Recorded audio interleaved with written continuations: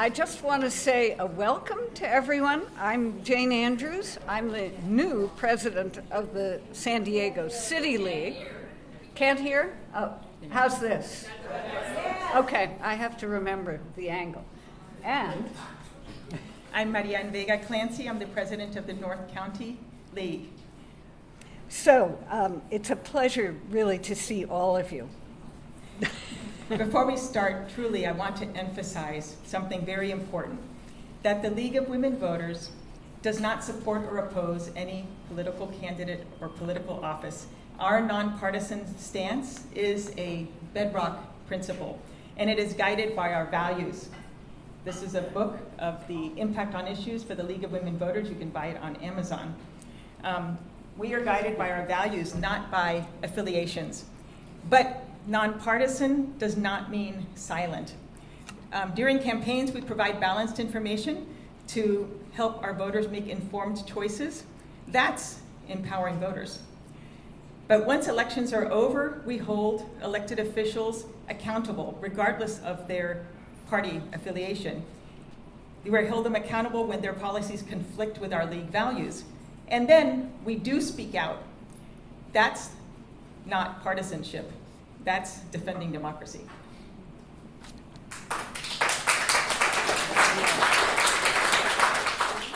And now I'd like to turn this over to our North County VP of Events, Mona Pastor, to introduce our speakers. Good morning. I've spoken to a lot of you, and we are pleased to offer 3 speakers today who will speak on differing aspects of the topic of money in politics. This has been an important league topic for decades. Thank you. First, we have Professor Brian Adams of the San Diego State University Political Science Department. His research examines the role of local elections in our democracy and whether the existing campaign finance system undermines our democracy.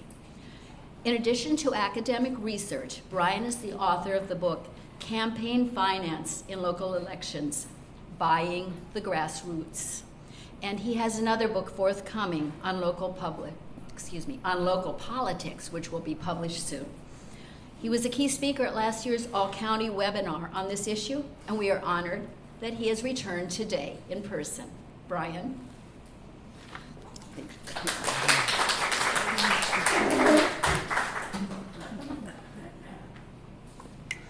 Thank you for that. It's great to be here. What I'm going to do today is just talk a little bit about some trends in San Diego politics relating to campaign finance, and then talk a little bit about reforms and what could work and what may not. The first trend I want to highlight is that local politics is awash in money. There are lots of wealthy individuals and interest groups that are more than happy to give lots and lots of money to local candidates. If candidates are willing to play ball, they're willing to give access, to do favors, they can easily raise all the money they need. The problem is that candidates no longer have a very effective way of actually spending any of that money.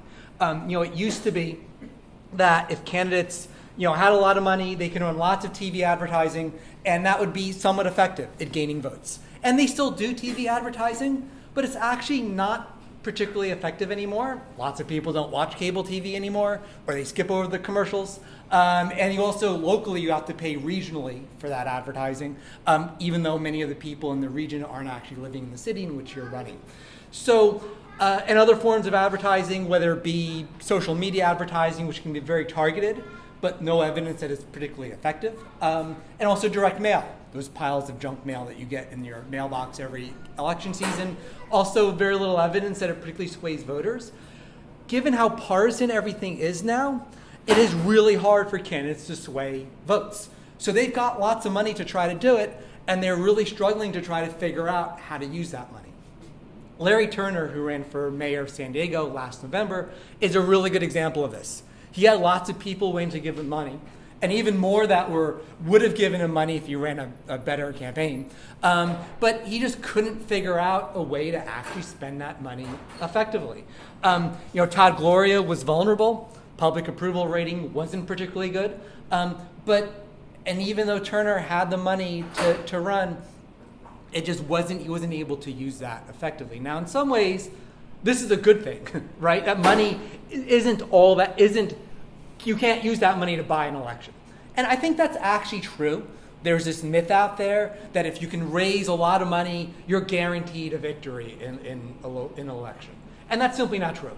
There are lots of candidates that raise lots and lots of money that fail miserably, right? But that doesn't stop candidates from actually raising money.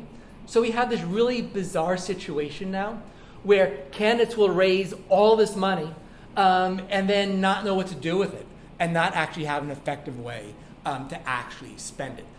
So that's a sort of first trend, is that there's no shortage of money there, but I think there really is, given the changing media landscape and given the hardening of partisan positions, which makes fewer and fewer voters susceptible to persuasion, that candidates don't know what to do with all the money that is floating around local politics. A second trend, and this is also related to increasing partisanship, is that the increasing partisanship has removed some of the constraints on candidate fundraising. It used to be that candidates were a little bit hesitant from taking money from certain interest groups because it may color how voters see them, right? Candidates wouldn't want to take money, for example, from the tobacco industry because it would look bad on the candidate and they could potentially lose votes by doing that. Now, with people being so partisan, they're willing to overlook all of that for members of their own party, right? So a lot of voters are like, I don't care whether the candidates for my party who they raise money from. They can raise money from anybody they want. They can raise money from Meth Dealers of America, PAC, perfectly fine. As long as it's my party, I'm voting for them. And so I think actually a lot of candidates now are free to raise as much money from whoever they want, and that whatever little constraint there used to be is completely gone. Now, doesn't necessarily hold true for Democrat on Democrat races or Republican on Republican races. There, fundraising actually could be used by voters, because if you have two Democrats running against each other, there may not be much that separates them other than the interest groups that are supporting them, right? So in those types of races, candidates still do pay, I think, some attention to where they're raising money from. But when you have a Democrat on a Republican race, that candidates now are like, I can raise money from wherever I want and how much money I want. No one's going to care because they're all going to vote on partisanship anyway. So, I mean, this rise of partisanship really has made the campaign system, I think, even more corrupt than it used to be. There's one more point I was going to make about that. Oh, yes. Voters no longer get outraged about campaign finance, which I find particularly odd given the fact that voters seem to get outraged about everything nowadays, right? So there's all this outrage. All you have to do is turn on cable TV news and you'll see lots and lots of outrage. But campaign finance, not as much. It used to be, right? 20 years ago, a candidate would raise money from a particularly unsavory interest group and there'd be outrage over it. And now people have just become numb to it. And I think that is a real problem because, again, it takes off the reins that candidates have in putting some constraint on how much they're raising and who they're raising that money from. A third trend is that candidates are relying more and more on a handful of very large donors and independent expenditure committees. So when I did my research on campaign finance, I was looking at the years late 1990s to about 2006 or so, right? So this is a while ago. And back then, if you were running for local office, you held fundraisers where you charged $250 a plate dinner or $500 a plate dinner or whatever. And that was primarily where you got most of your money from. You got hundreds, if not thousands, of contributions in $250 or $500 increments from lots and lots of different donors. And there was always some big donors who would have like an independent PAC that would spend money on behalf of candidates and whatnot. But it was a relatively small percentage of the total amount of money spent on politics. That has changed. It has changed dramatically over the past 20 years. Nowadays, there's a very large percentage of the money in local politics is coming from a small number of interest groups that are giving money to independent expenditure committees which spend money on behalf of candidates but aren't controlled by the candidates. And those they'll spend hundreds of thousands, if not millions of dollars, basically bankrolling a candidate. Not all candidates do that. There's still some candidates that do it the old-fashioned way, where they're raising money in $250 increments and whatnot, especially in smaller cities. But you see a lot more of those big spenders in local politics than you used to.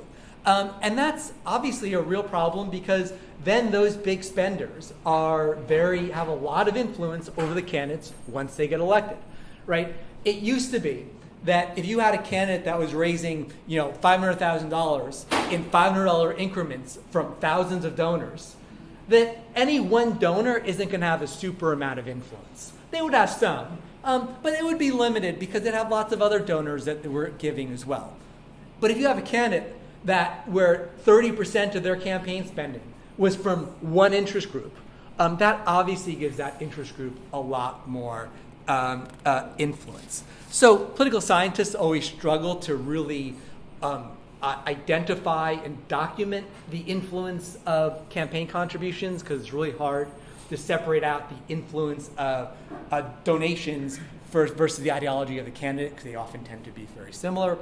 But we know that it does matter, that if you have an interest group that is giving hundreds of thousands of dollars to a candidate, that they're going to have a lot of influence over that candidate. And that has changed. That has gotten worse over the past 20 years, just in terms of donation of, the influence of very large donations to candidates. Okay, so reforms. What can we do about campaign finance? The main argument I'm going to make is that direct campaign finance reforms, like contribution limits or public money or things like that, are not particularly effective. And that if we really want to change the influence of money in politics, we need to change other aspects of local elections. So the traditional campaign reforms, like contribution limits on how much money that donors can give to candidates, public money, things like clean elections, most of the research that political scientists have done on these reforms have largely concluded they're not all that effective. Contribution limits do not reduce the total amount of money in politics. Not to say they're a bad thing. I'm not advocating we get rid of all these reforms, but it just doesn't do all that much, right? They're easy ways for candidates to get around contribution limits, and so they're not particularly effective. Things like clean elections. This is where when candidates can run for office, and in exchange for agreeing to either not raising any money from private donors or having an expenditure limit from private money, they get a lump sum of public money to run their campaigns. There's some value in that, and again, I'm not advocating we get rid of clean elections or we not implement it, but there are limits to how effective that reform can be. They're voluntary. So candidates who want to raise a lot of money can simply not participate. And even for candidates who participate, what we see is that candidates will say they're going to run clean, and then they get interest groups spending a ton of money in independent expenditures, which are not limited by the clean election regimes, so they basically become dirty even though they're running, quote, clean, right? So there are limits to how effective that can be. There's a number of states and cities that have had clean elections for a while now. Arizona was one of the first states to have clean elections. It may have some positive impact in Arizona, but Arizona is still Arizona, and it hasn't fundamentally changed politics in Arizona having clean elections. And again, it could do some benefit.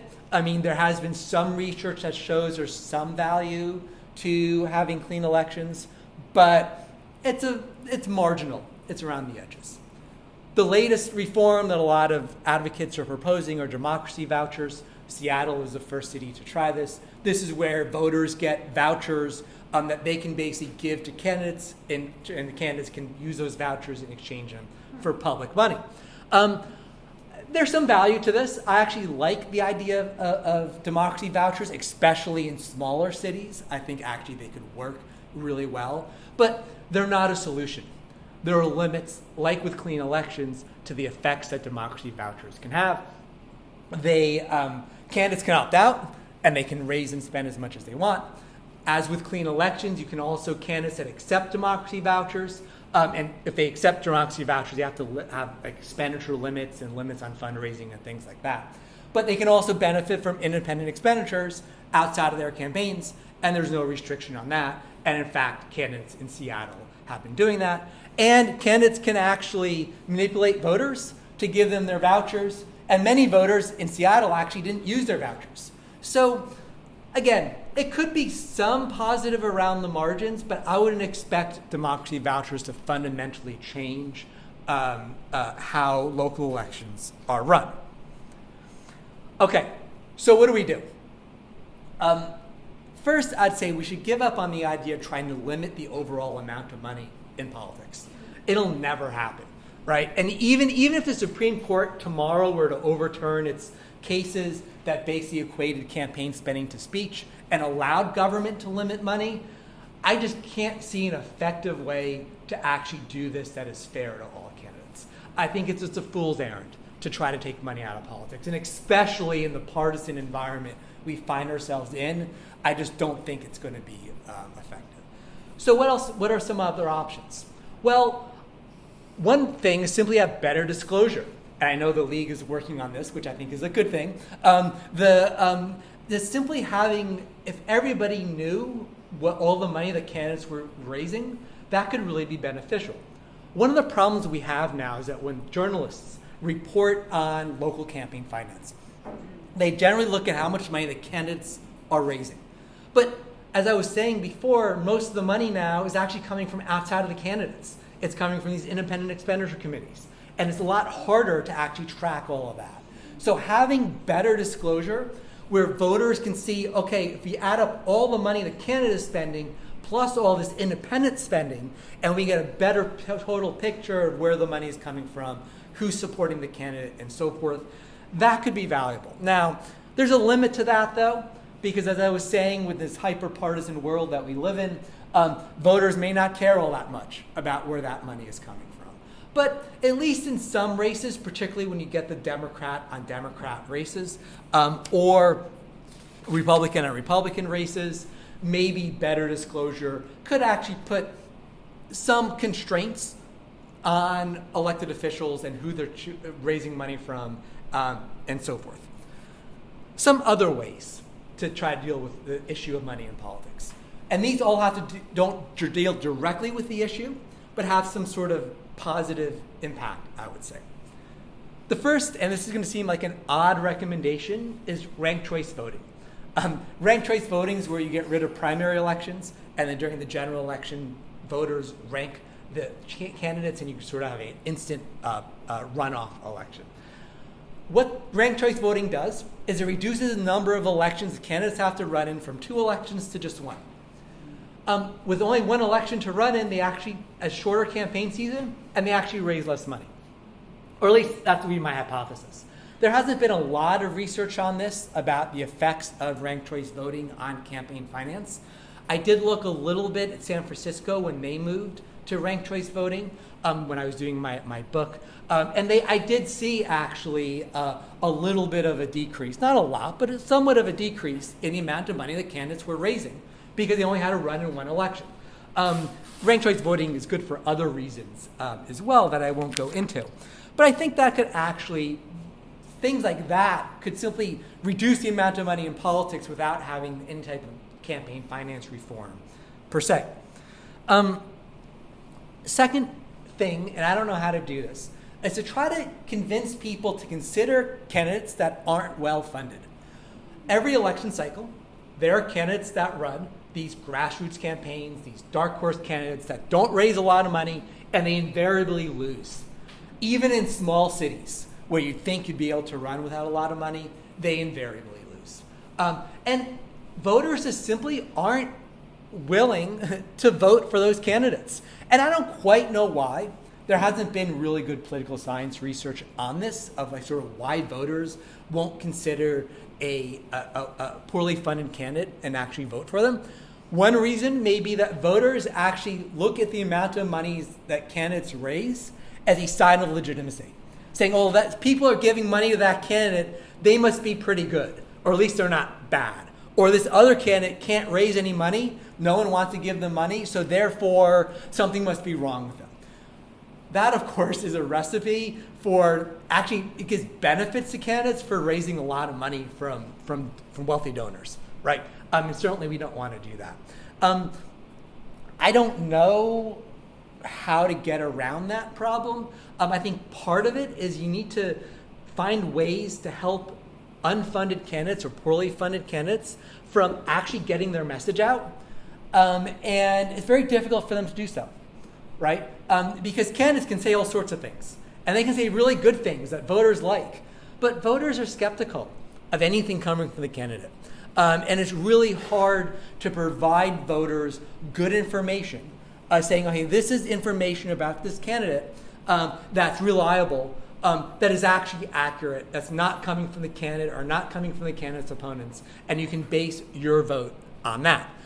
So I think that's really the key aspect here, is that voters are kind of in this bind of where if they want to say, well, I don't want to support candidates that are getting lots of money from powerful interest groups or from wealthy donors, but what are my other options? And they look at the other candidates like, well, I don't know anything about those candidates. They don't advertise because they don't have any money.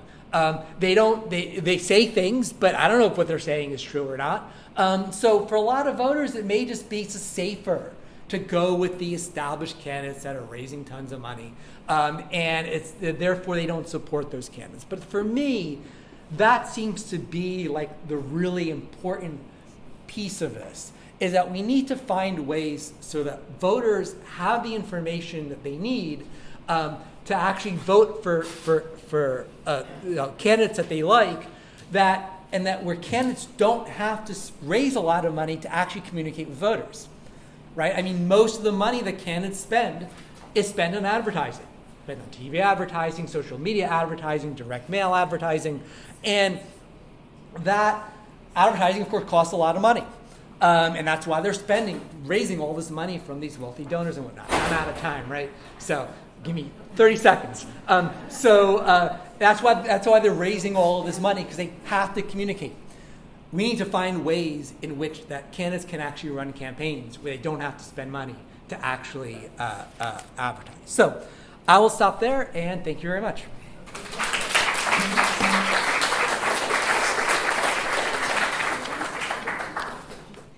Thank you, Brian. That was quite informative. And up now is David Edward Burke, who also spoke at last year's webinar here. David is the founder of Citizens Take Action, which is a nonprofit that supports policies and programs to enhance the voices of individuals within our political system. Can you hear me? Okay. That's better. Okay, so his nonprofit is Citizens Take Action. That was in the bio we sent out too. But in addition to having spoken at a number of Orange County city councils to convince them to enhance their election laws, David is now the mayor of Cypress, California. So that is perhaps one of those underfunded candidates that did have a victory.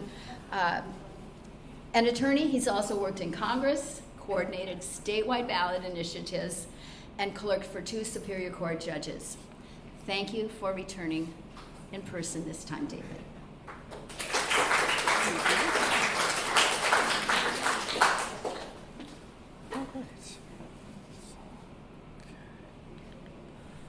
Hello, thank you so much for having me. Thank you for the wonderful introduction. I can skip my own introduction and save some time. To give you a little bit of info about my background, my dad was a high school government teacher, so I've always been interested in politics and government. And I worked in Congress briefly after college, and it's there that I really had an awakening about the role of money in politics, seeing how much time elected officials spend fundraising, seeing how lobbyists and donors get so much more access to representatives than average residents do. And then now being a local elected official, I've seen the influence of money in politics there, where you're usually talking about developers, labor unions, trash companies that are doing the same kind of spending that pharmaceutical companies are at the federal level, and kind of getting what they want, even if it's not what the majority of residents want.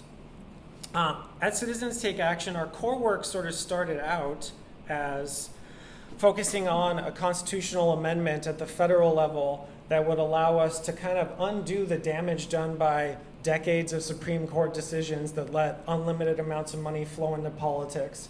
But more recently, we've transitioned more to a focus at the local level and supporting reforms and advocacy there. And while the federal piece is still incredibly important, we think the local efforts are more practical and realistic at this current moment. And so what I want to do today in this presentation is walk you through two things, really. First is what sort of reforms you can advocate for at the local level that we think can make a difference. But second is just give you a better sense of, give you recommendations of what you can do as just an individual or as part of an organization to make a positive impact in the sort of battle against big money in politics at the local level. I want to leave you with some concrete sort of action items or steps you can take, because I know it can feel overwhelming, but I really do think that there's room for just one resident in a community to make a difference. And so I'm going to jump into our report cards and give you a sense of those. So we created these local government report cards that grade cities on their campaign finance laws and the strength of transparency of campaign finance data. We started in 2022. We've created them for 7 different counties in California now. Orange County was the first, San Diego was the second. And we assess cities on a number of criteria, which I'll go through in a moment. And I do want to, I guess in light of Brian's comments, mention something that I agree with him on, and I want to provide context for. So I think that there are questions about the overall effectiveness of certain campaign finance reforms, especially I think, so my thesis is, or my belief is, the higher you get in terms of the size of the city or state level or federal level, I think campaign finance reforms are a little less impactful. Because in a city like San Diego, for example, even if you have low campaign contribution limits, there's just so much money coming in through independent expenditures that it's going to find a way. I do think in smaller cities, I think it can make more of an impact because they're not so awash in special interest money, or at least the magnitude isn't as high. And the city I live in and represent is a city of 50,000 people. And so I'm sort of, largely when we're talking about advocating for reforms at the local level, we tend to think they're most effective in smaller cities and not the 3 or 4 biggest cities in the state of California. So what our report card does is essentially we created recommendations, and one's a little cut off, but I remember, don't worry. So we look at, have cities enacted their own campaign contribution limits? We recommend $1,000 or less. If a city hasn't enacted a limit, the state default limit is $5,900, which we consider very high. That's actually higher than the limit for governor's races in 27 states. So we think in California, it's beneficial for cities to enact a lower limit than that. We also look at, has a city enacted any limits on contractors or developers who are directly doing business with the city?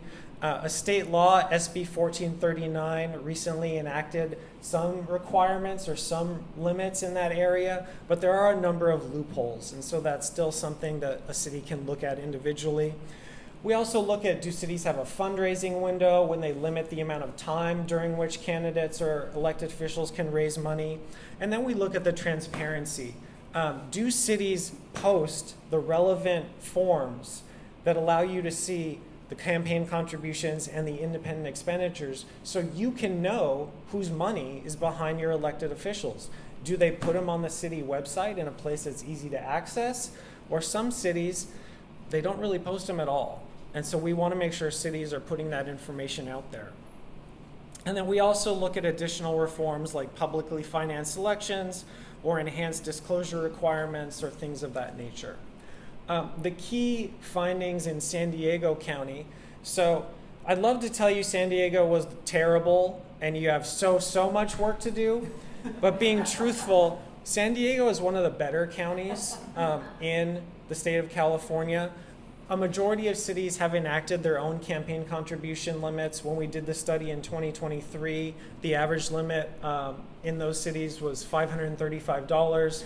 Some cities even had low limits of $500 or less, which was quite good. 3 cities had enacted their own prohibitions or contribution limits on contractors or developers. And a note, if a city has a $1,000 limit or a $500 limit, they probably don't need like a unique limit for contractors or developers. It's more in a city that has the default $5,900 limit that you really want to make sure some restrictions are in place on contractors or developers. 3 cities had a fundraising window. Most cities simply don't consider that and don't seem to have them. I personally think it's good because I don't want elected officials raising money constantly or being able to get a large campaign contribution, 13 months or whatever it is before they're voting on a contract, but most cities have not enacted fundraising windows. In terms of transparency, most cities in San Diego County have posted the relevant forms and data in a place that's typically not too hard to find. About half of cities go back 4 election cycles. We recommend cities post the data going back at least 4 election cycles because typically that lets you see all the money behind your current elected officials. Whereas if a city only posts the most recent year, then you're not going to see probably half the council and where their money came from. And then some cities in San Diego have enacted additional reforms like limits on contributions by political parties, which is interesting in our partisan times, limits on loans from a candidate to their own campaign, and things of that nature. I'll get to the highest scoring cities. So overall grades in San Diego, you'll see a lot of cities scored an A, and then you had 5 Ds or Fs. One thing you notice about our grades is typically a city has either never enacted a single reform of any kind in this area and they got a D or an F, or they've enacted a reasonably thoughtful campaign finance ordinance, in which case they did enough to get an A or a B. And so the highest scoring cities were, you can see the scores there, but Chula Vista did particularly well. The city of San Diego actually does a very good job, and so I think some of you may find that a little puzzling. That's kind of a testament to what I mentioned earlier. In a large city where the Supreme Court won't let us stop independent expenditures, even in cities with good campaign finance laws, they're just awash in outside money. And the Supreme Court has essentially said there's nothing you can do to stop it. Then you see some cities that got Ds or Fs. El Cajon was the worst because they had actually raised the campaign contribution limit. Instead of having the state's default of $5,900, they said we want more, and so they raised it up to $10,000. And not many cities do things like that, but occasionally you see it. Since our report card was published, most cities have kind of kept the status quo. One thing that was interesting or encouraging was since we published it, Imperial Beach actually went from, I believe, having no law to enacting a $250 campaign contribution limit, which is about as low as you'll ever see. And I know that at least one of the council members was sort of directly paying attention to our report card. And so that's happened a few times in Orange County as well. So we're happy that when we publish this information, sometimes elected officials take notice and improve their transparency or enact a new ordinance. Whoops. No, it's okay. So big picture, I think you have the sense of the reforms that you can consider if you're looking to advocate in your city. There's contribution limits, there's improvements in transparency, there's a fundraising window, there's also publicly financed elections, which Brian had alluded to. And so as you may know, those are systems in which candidates who meet a certain threshold in like donations, small dollar donations or signatures, can get matching funds or a lump sum from their city to help fund their campaign. We really think that's ideal, because who do you want your council members to be funded by? You want it to be funded by the people they represent. And so publicly financed elections are essentially the public and the people you represent supporting those candidates. And so even though a number of cities in San Diego did really well on our report card, there is room for improvement, and no city in the county has enacted publicly financed elections yet. There we go. And so if you're looking for a reform you can push in any city, maybe you can get a city in San Diego to be the first in the county to consider publicly financed elections. So now I want to get to kind of, okay, what can you do? You're a resident of a city in the county, you want to make a difference. How can you tangibly help? The first is, if you want to advocate for reforms in your city, in your community, the way it typically works is you try and organize a few like-minded residents who support campaign finance reforms. I think you could probably get a handful from this room. You contact your local elected official or officials, probably doing some research in advance as who would be the most open to supporting reforms like this. You set up a meeting with them and try and gauge where they're at.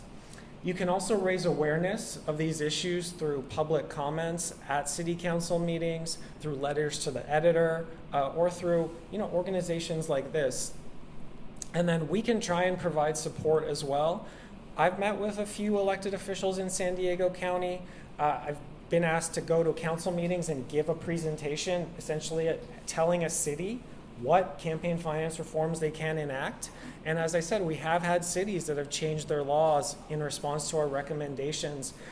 One kind of staggering thing for me was sometimes when I've given these presentations or talked to local elected official, the official has come up to me afterwards and said, I've been on this council X years. I had no idea we could even do this. Like, they just thought the state set the laws and that's all there was to it. So some elected officials, they aren't even aware that they can enact their own campaign finance reforms or require enhanced transparency requirements. So there's a lot of room to educate there. But the second thing I think is kind of interesting as another way to make a difference is essentially you can be a citizen watchdog in your community. Because what goes on is it's very difficult for an average person to find the money behind local elections, to sift through the forms and figure out who's behind this mysterious PAC, to figure out, for residents to really know the truth about what's going on in their city. And so if you can take that on and work with others or work on your own to help accomplish that, you can gather the data or review the data yourself. You can research who's behind these mysterious PACs. It's not always easy. And then you can look for connections to the business in your city. What developer who wants a project is funding one of the local candidates? What trash company that has a contract review coming up is making those independent expenditures? And then the second part I think that's key is get the word out. You can tip off a journalist because they may not be looking, but you can say, hey, this one's looking. Not all of them are. You can write letters to the editor to raise awareness. You can publish the information on a website or on a community Facebook group. You can distribute flyers in your community.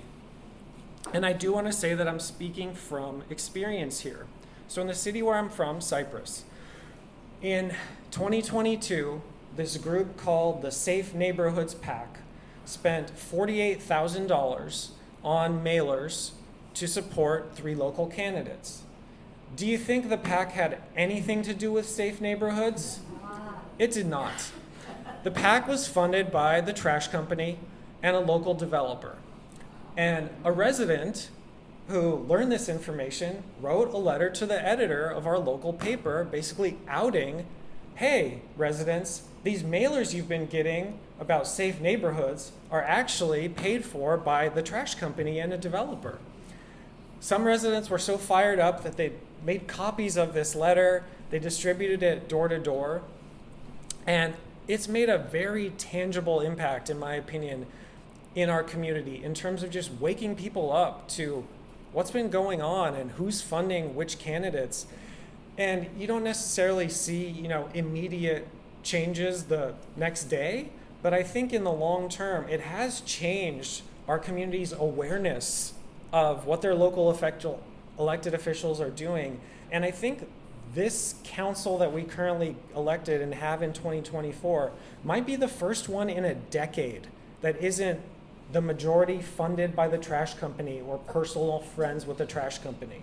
So I think it has made an impact. And that's the kind of thing you can do in your city. I know the league is already working on putting together kind of a dashboard where they compile this campaign finance information, but you need to spread the word about it. Because if all voters get is 5 mailers from a mysterious PAC, they're not going to know. But if they find out that PAC is actually just this one developer or whomever, it might change how they vote. And then the last thing, time for me to wrap up as well. The last thing, and this was touched on a little bit by Brian, I'd say, is try really hard to elect the ethical people who aren't funded by the mysterious independent expenditures.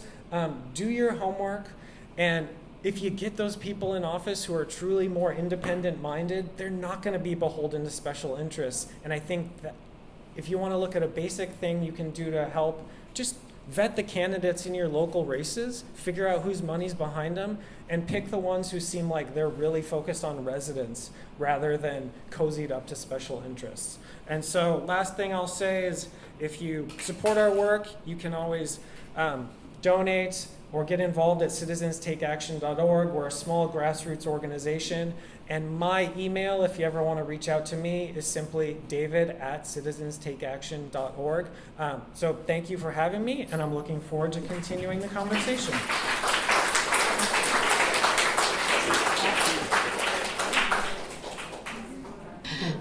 Thank you, David. And up now is Lucas Robinson, an investigative journalist with the San Diego Union-Tribune. His award-winning work has covered politics, the courts, schools, and, of course, the pandemic. He's worked from places as diverse as Madison, Wisconsin, Marion, Indiana, where I grew up, a town of 30,000, and Argentina. He is now based here in San Diego, and he will report on his recent investigations and perhaps more of SANDAG, their no bid contract situation, and the transparency that is or isn't there. Lucas.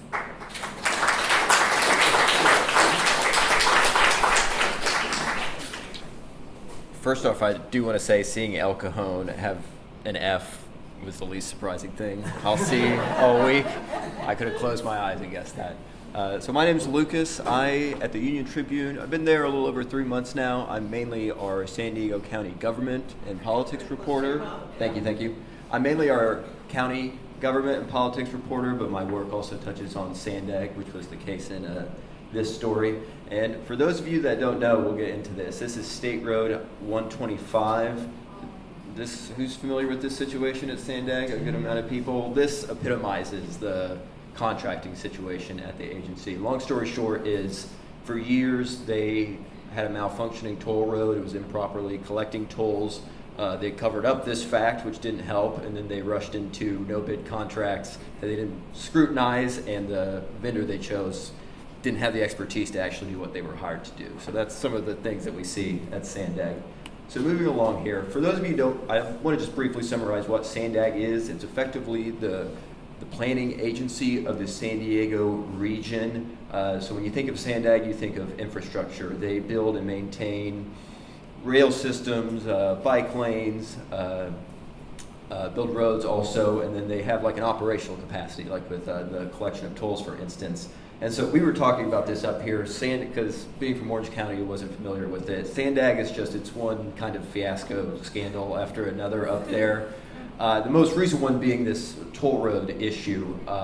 And so all of the top bureaucrats and leadership at SANDAG have kind of been swept aside over the last couple of years, in part because of the toll road issue. Their former CEO resigned at the end of 2023, and their other top officials kind of left or were fired over last year. So there's a new CEO at SANDAG named Mario Orso. He's a former Caltrans highway official, and he's kind of came in vowing a lot of reforms, transparency, this sort of thing. This is his public messaging. And there's some evidence out there that he is making changes there. So just some summary of the agency. So what is this audit that I wrote about? SANDAG has a in-house independent auditor who they have an office in the building, but they're totally walled off from the rest of the agency, and they're charged with looking at different practices and operations at SANDAG. Contracting is a big part because by just virtue of what SANDAG does, but they look at other things like whistleblower complaints and the use of agency credit cards. So why do they care about contracts? This is a quote in my story from the independent auditor, Courtney Ruby. She said, "Contracting must be beyond reproach." And the reason for that is SANDAG is a government agency. They don't have construction crews and manpower and this sort of thing. So they have to farm this work out to private companies, construction firms, that sort of thing, who do have this expertise. And they spend hundreds of millions of dollars farming out different infrastructure projects to private industry. So the independent auditor had, in the past, over the last few years, looked at SANDAG's contracting audits, not no-bid contracts, but contracting generally, and they found policy routinely wasn't being followed. They weren't tracking any of this stuff, and then they were supposed to be. The people in charge of doling out contracts weren't trained properly in what they were and weren't supposed to do. And some really critical stuff, palace intrigue, is the U.S. Department of Justice in 2024 said that they were investigating SANDAG for its contracting practices. Now, we really don't know what that was about. No one was charged for it. Essentially, what's on this slide is the extent of what we know. So, but ultimately, the investigation was closed and no one was charged. So, they asked me to talk a little bit about how no-bid contracts should work. I think that's really important. SANDAG, because it gets money from different sources, like the state and federal government, those dollars kind of come with different standards they have to follow in terms of how they dole out contracts. But the agency's own policies call for no-bid contracts to only be used in a very narrow set of circumstances, and they're intuitive. A company has to be highly specialized in the thing you want to hire it to do. No one else in town can do this. The process of going out to bid is too costly. It's more expensive than not going out to bid.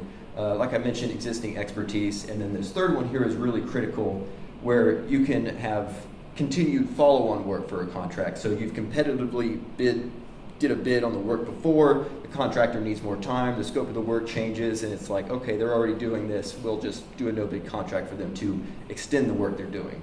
So keep that in mind.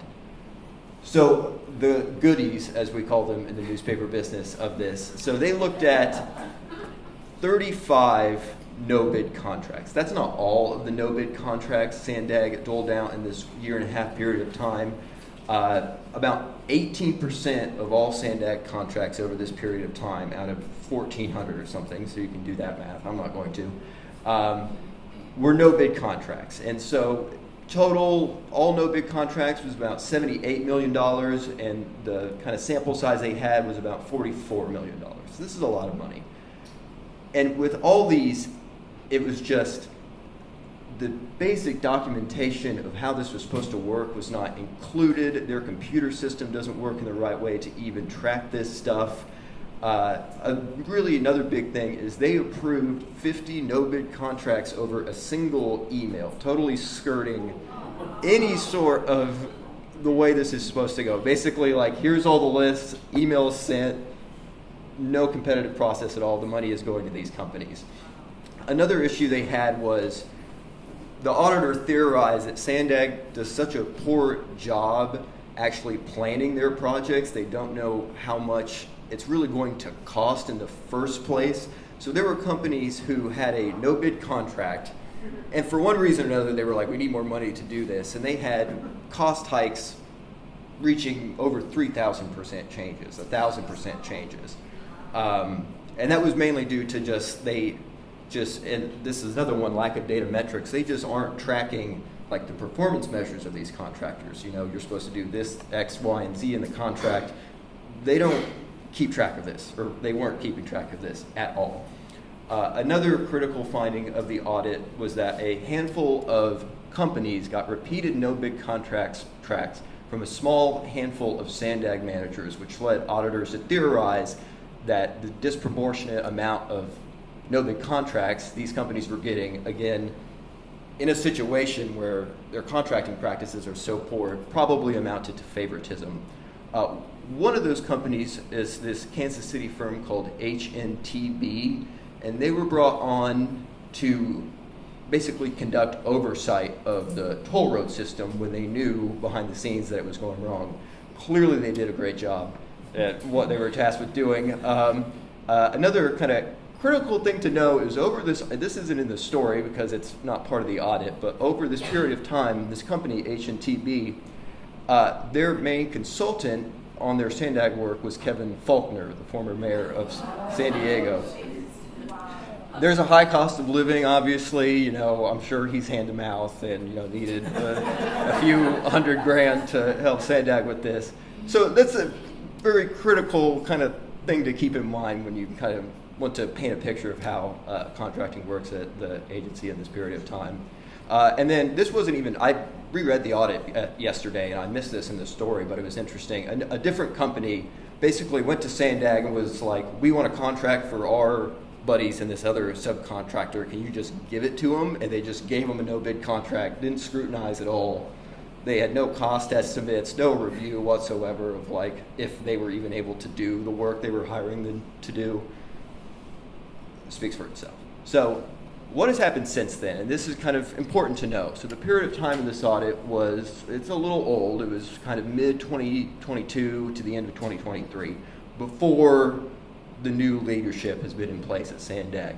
There was a recent independent auditor report that did find that dozens and dozens of previous audit recommendations, about half of them in the last year, have been implemented. So I think, and Ruby, the independent auditor, attributed this to the new leadership at the agency, that they are taking seriously the things auditors have told them in the past and trying to get it done.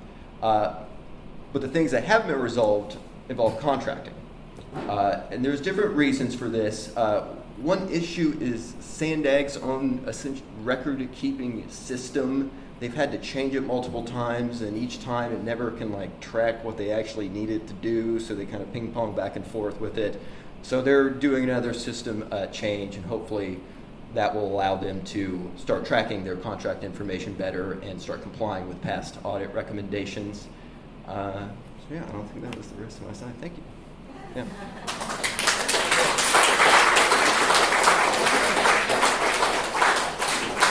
Okay, we do have one more brief speaker, and that is, thank you for the signal.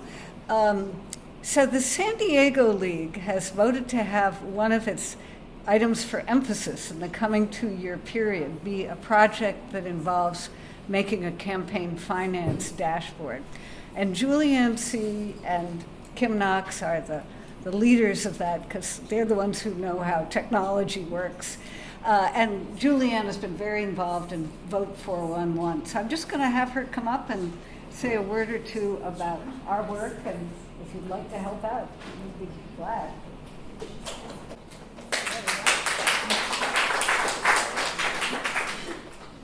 It is harder than it appears to get this mic where it needs to be. Yeah. Thank you for coming and for your interest in money in politics, especially at the local level.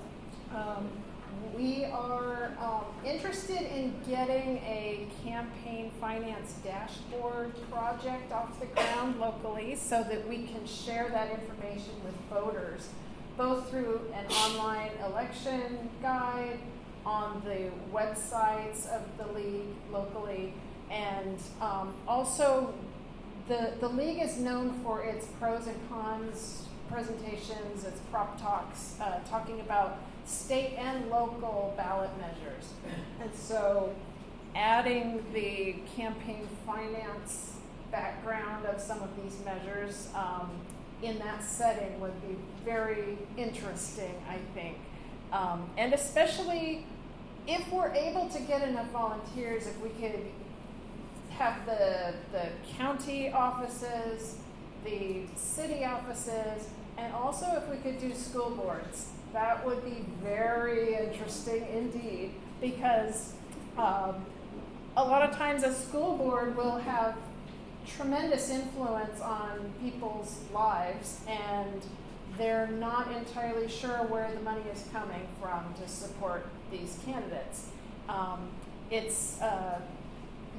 So our next election obviously is the June primary next year, but we have the data to be looking a little farther back, and we're hoping that this project can look at data from the last major elections and learn what information is going to be most effective to present for the primary. So if you're interested, I have an interest list. It's no commitment.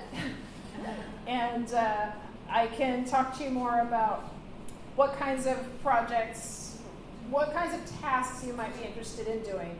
And we're hoping to have everything from, just donating an hour here and there to actually adopting a contest and getting more into the nitty-gritty. So I look forward to your interest, and just talk to me afterwards and I'll give your info. Thanks.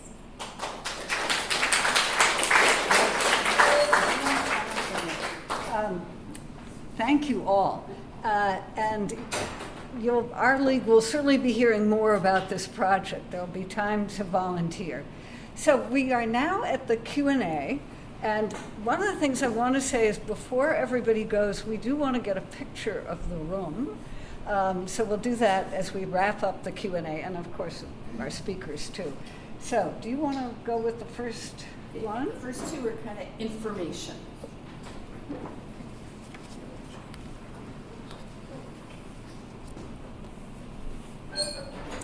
Okay, for Brian, here's a question. What are the laws regarding money that is left over or unspent after a campaign? David may actually know a lot about this too, but it varies depending on the jurisdiction. There are some jurisdictions that don't let you carry it over. This gets to the fundraising windows. Other jurisdictions do let you carry it over. So it really does just vary a lot. David, do you want to add more to that? Or? He's right. It depends on the jurisdiction. Sometimes you just get to keep it. Sometimes you can only use it to pay off like outstanding debt, and there's like a time limit. But yeah, it just varies depending on the jurisdiction.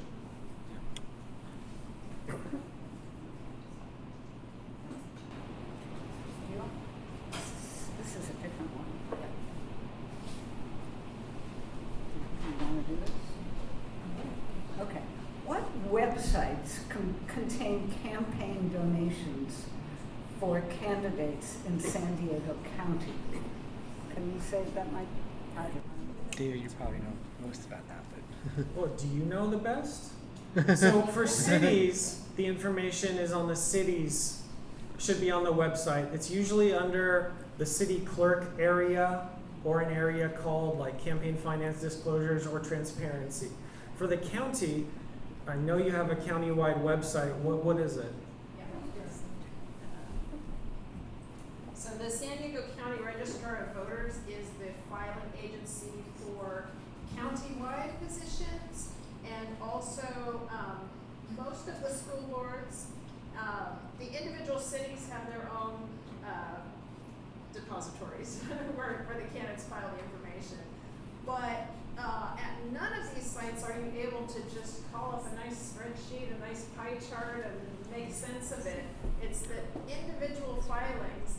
Sometimes they're in electronic format, so you can pull them into a spreadsheet. Sometimes it's the kind of PDF that thinks it's a photograph, so you can't even grab the information. So this is why we need a lot of volunteers.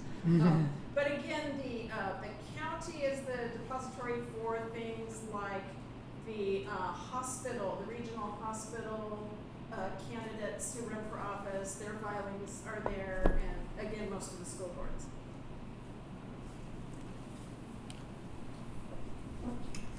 This is another SANDAG question. I'm going to combine several questions together that are very similar. And that is that given that SANDAG's board is composed of city leadership, why was there not better oversight? How is it that the SANDAG doesn't seem to know what's going on with the SANDAG staff? Or is it just a matter of the staff, how they report? You understand? You probably answer this. Yeah, go first.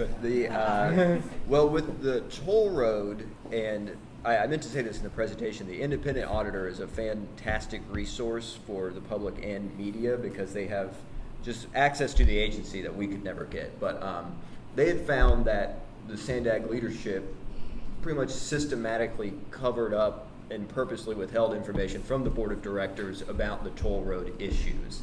I think that gets very much into, we had talked about this, the culture under the previous leadership of the agency, which was pretty adversarial with the board for one reason or another. So I think that's what contributed to it, kind of historically speaking. It's the board is made up of the different elected officials from all the communities, and it's very much you get out of it what you put in.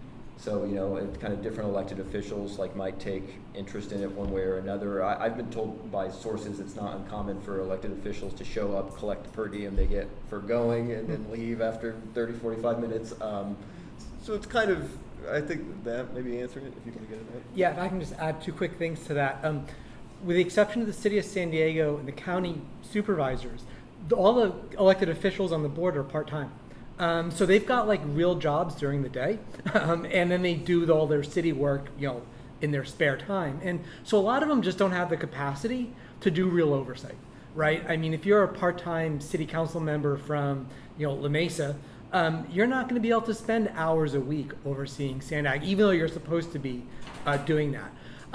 I'd also add too that, and I have no evidence for this, but I would suspect that some of these contractors who got these no-bid contracts, that they have connections to a lot of those board members as well, and that some of those board members were very happy to see that those contractors got the no-bid. So it's not necessarily the case that the entire board is always necessarily opposed to these no-bid contractors as well. But again, I'm just speculating on that.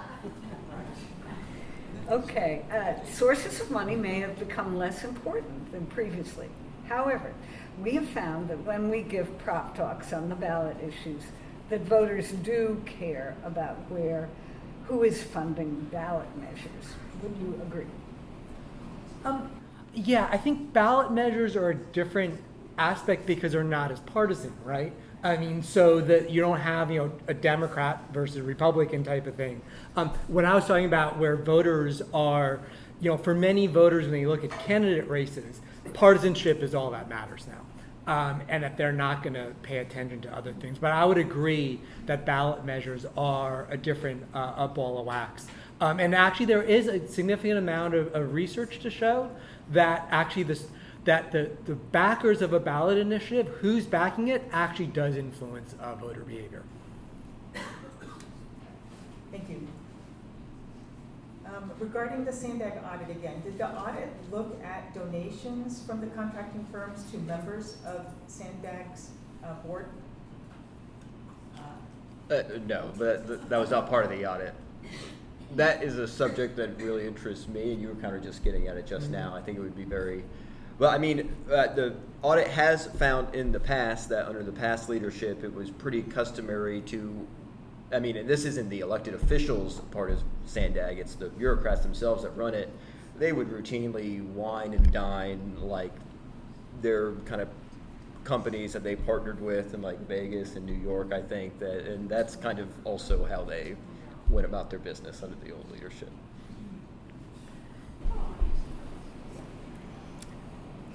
All right, this is a series of questions about SANDAG. How is SANDAG funded? What's the budget?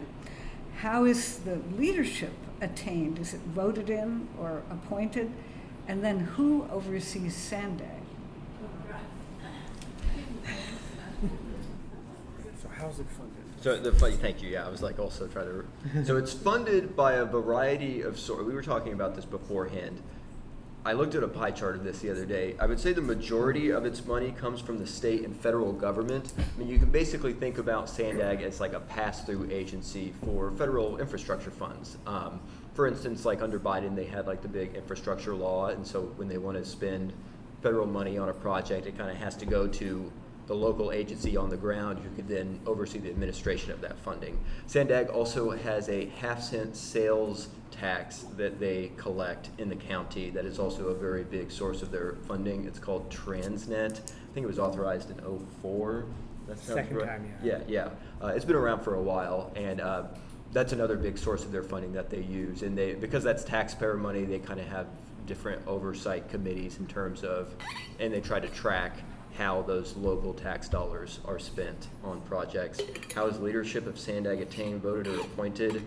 So like we said, the board of directors of SANDAG is appointed from the different municipalities in the county that they represent. It consists of mayors, council members, county supervisors.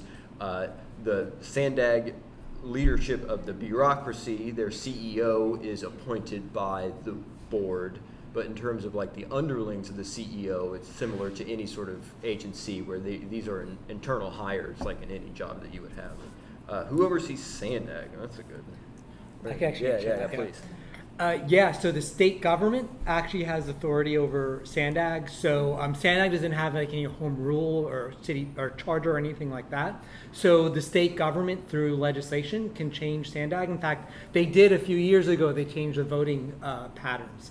The voting requirements within SANDAG. So ultimately, if there's misconduct at SANDAG, the state government could potentially come in and do something about that. In San Diego County, how are campaign finance violations reported? Well, the statewide entity that handles campaign finance violations is the FPPC, the Fair Political Practices Commission, and so that's typically how most violations are reported. There's some challenges with that. Often it takes a very, very long time from the point that a complaint is made to the point that a complaint is investigated and a penalty occurs. I've also read that even when the FPPC does issue fines or penalties for elected officials who broke the law, those aren't often collected. So overall, I would say that the FPPC is the primary entity that's responsible for that, but I don't think that we necessarily have the resources devoted to that entity that we need to do the kind of level of enforcement that we would ideally be doing. Can you say something about who can file a complaint? Yes, I believe anybody can. And you can even file a complaint anonymously if there's a complaint you'd like to file but don't want your identity known to the public. And so you can go on the FPPC website and file complaints. Now they only do investigate certain types of things. I think like violation of conflict of interest rules, illegal campaign contributions. I don't think they investigate, for example, like a misleading mailer. That's just not their purview, but you can go on their website and see what they investigate, and you can file a complaint within 30 minutes if you have the information. I'll just also add quickly that the City of San Diego does have an ethics commission, and they enforce the City of San Diego ethics campaign finance ordinance. I believe they're the only city that has their own ethics commission in San Diego. I'm not sure if there's any others. I don't think the county does either. The county, yeah, no. Since we are talking a lot about SANDAG, I just wanted to remind everyone that we're talking about no-bid contracts, and that's one aspect of SANDAG. But the North County League does have a volunteer observer who reads the SANDAG agendas and observes the meetings and reports back to the league about issues that SANDAG is discussing that impact our values. And can she stand up? Please. Mary Thompson, thank you for your work. Okay. This is directed towards Brian. While perhaps not effective in the overall amount raised, are small donations effective in hooking a voting base? Yeah, I think, first of all, it depends on the size of the city. And I will, before I answer that question directly, I do agree with David in that I think a lot of campaign finance reforms do work better on a local level. It is different in a lot of ways if you're running in a city of 50,000 people or 100,000 people versus a city like the city of San Diego. But yeah, I do think that, going back to what I was saying before about voters using fundraising as a sign of legitimacy, right?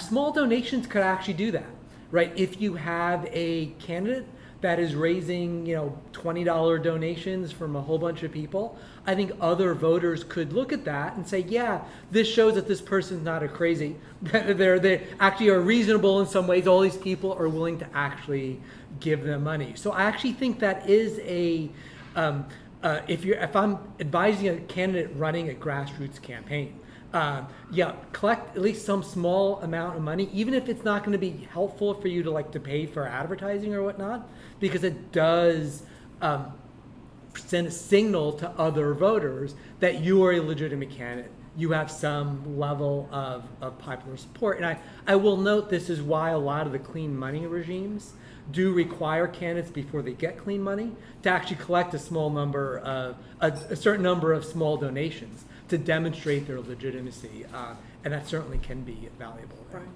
I for a second? Sure.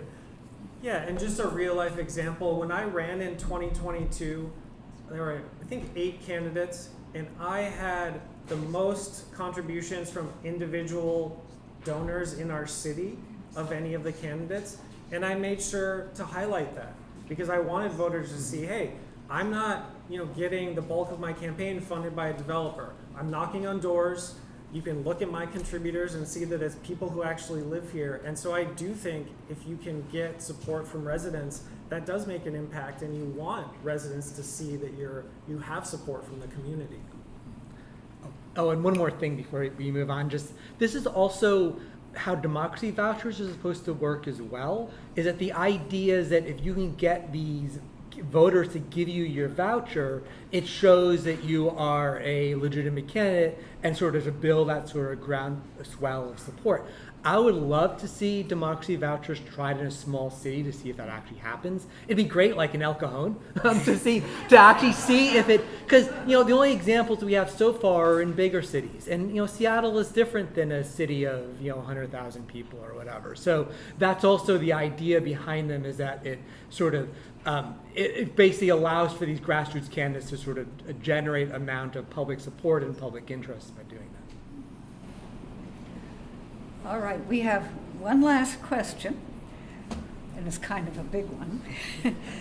How will or might PACs be eliminated? David, did you want to start?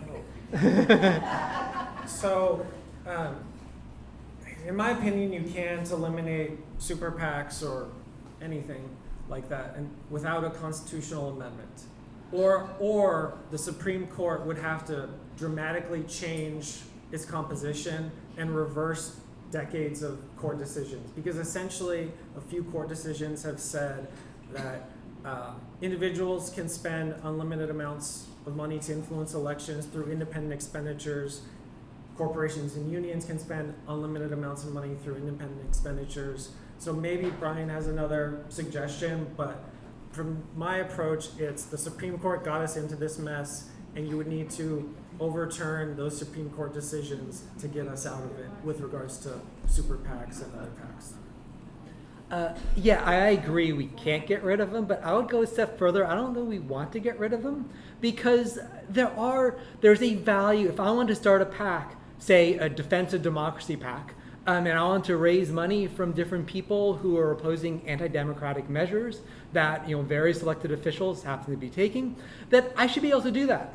I actually don't think that we want to limit the ability of people to actually spend money on politics. Now, obviously, the current system we have now has all sorts of corruption built into it, has all sorts of negative impacts, but you don't want to throw the baby out with the bathwater, right? I mean, yeah, you don't want to say, well, in order to get rid of that corruption, we're also going to limit legitimate the ability of people to legitimately engage in political discussions and getting engaged in political activity by raising money. So I don't think that the way we should frame this question is how can we get rid of them, but how can we reduce the corruption that flows from it, right? You want to say, okay, well, if they're going to exist, people are going to spend money on politics. Interest groups are going to try to influence politics by spending money. That's a given. How can we try to limit the negative consequences from that behavior? I'd like to briefly, one of my answers wasn't very good. People were asking, where can you find this information? And I don't think I said, so it's the Register of Voters website for the county stuff and the non-city stuff. And for the cities, you go to the city clerk. Can you say a little more detail on the ROV site? What do you look for once you get to the site? At the top of it's sdvote.com, and at the top it's got I want to, and you've got the pull down menus, and they've got the campaign finance thingy is in there. And there are two portals. There's one for the candidates to file, and there's one for the public. So just make sure you're in the right rabbit hole. Okay. Thank you so much. Great speakers.